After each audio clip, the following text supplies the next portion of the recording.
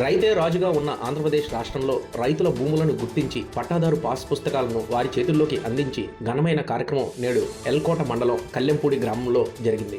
ఈ కార్యక్రమంలో ఎస్కోట శాసనసభ్యురాలు కోళ్ల లలిత్ కుమారి ప్రత్యక్షంగా పాల్గొని గ్రామంలోని 766 మంది రైతులకు స్వయంగా పాస్ పుస్తకాలను అందించారు. ఈ మండలం మొత్తం 4081 మందికి ఈ పుస్తకాలు పంపిణీ చేయడం జరుగుతుందని, గత ప్రభుత్వం రీసర్వే చేసి పాస్ పుస్తకాల జారీకి పెండింగ్లో వదిలిపెట్టిన సమస్యను ప్రస్తుత కూటమి ప్రభుత్వం తొలి సంతకంతోనే రద్దు చేసిందని ఎమ్మెల్యే గుర్తు చేశారు.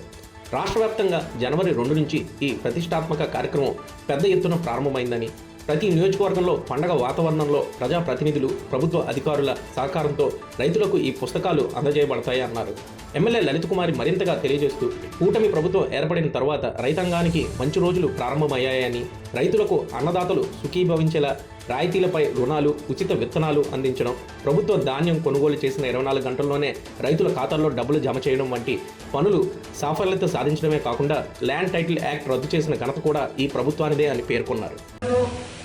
ఎంతో నమ్మకం, విశ్వాసంతో కూటమి ప్రభుత్వాన్ని ఓట్లు వేసి ముందుకు నడిపించారు. అదే దశగా ఈ సంవత్సరం 8 నెలల కాలంలో సంక్షేమ అభివృద్ధికి కూటమి ప్రభుత్వం నాంది పలుకుతూ ఇవాళ ఏదైతే మన ఆస్తి, మన భూమి, మన హక్కు అనే విధంగా ఈ పట్టాదారు పాస్బుక్స్ పంపిణీ కార్యక్రమంలో భాగంగా నేను మన గ్రామం రావడం జరిగింది.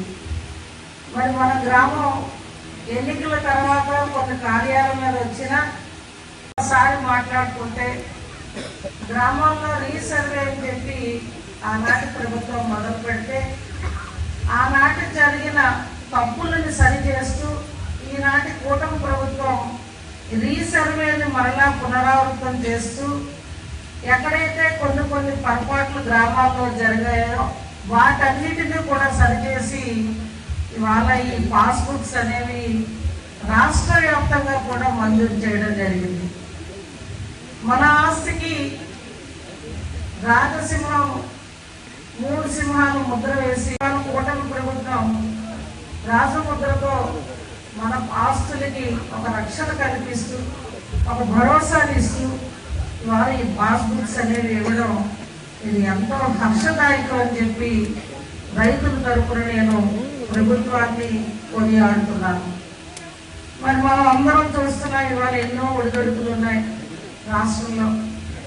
గత ప్రభుత్వంలో అప్పుల ఊపులో ఉన్న ఆంధ్రప్రదేశ్ని నాడు మళ్ళా పరిగెత్తించడం ఇవాళ